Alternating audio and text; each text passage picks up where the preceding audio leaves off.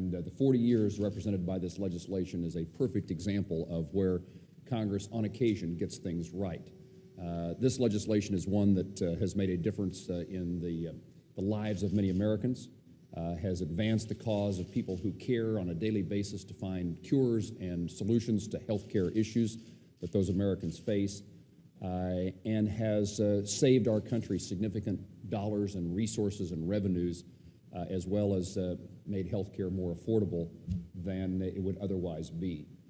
This issue became important to me in the House, in part because of family circumstances, but also because of the efforts by the folks represented in this room who came to see individual members of Congress to express their support and the need for support by those elected officials of the cause of treatment and cure, improving the lives of Americans through cancer research.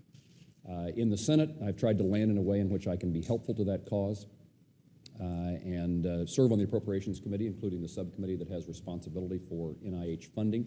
And we want to continue that effort to make certain that the support by Congress is not something that research scientists or the American people, patients, have to guess as to whether or not it's going to be there. We need to make certain that our commitment is firm, long-lasting, and even, meaning that even, I guess, in the sense of an increase over time in the support for these efforts.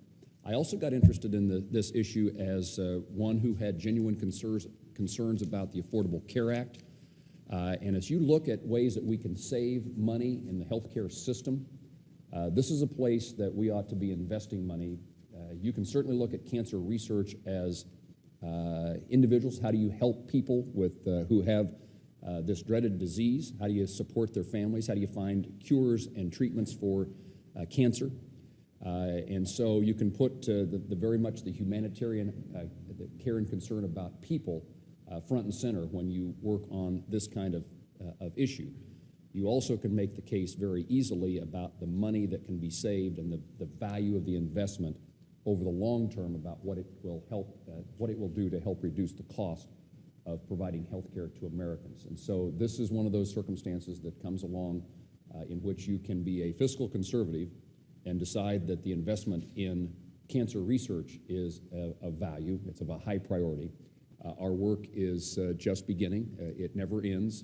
And all of us in this room are dedicated to the belief that we can improve the lives of Americans, reduce health care costs, and give people hope by our support for cancer research.